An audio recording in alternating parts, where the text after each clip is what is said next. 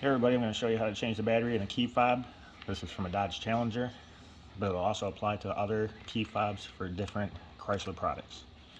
So the first thing we're going to do is flip it over, push this little button, pop out the key, take the key, just lightly twist right here in this groove, and it'll open your case, just like so. Take your key again, pop out the battery. This battery is a CR2032 3 volt. You can replace it with the same thing, CR2032 3 volt. Place it in like so. Put the case back together. Just pops in. Slide your key back in, and now you're all set.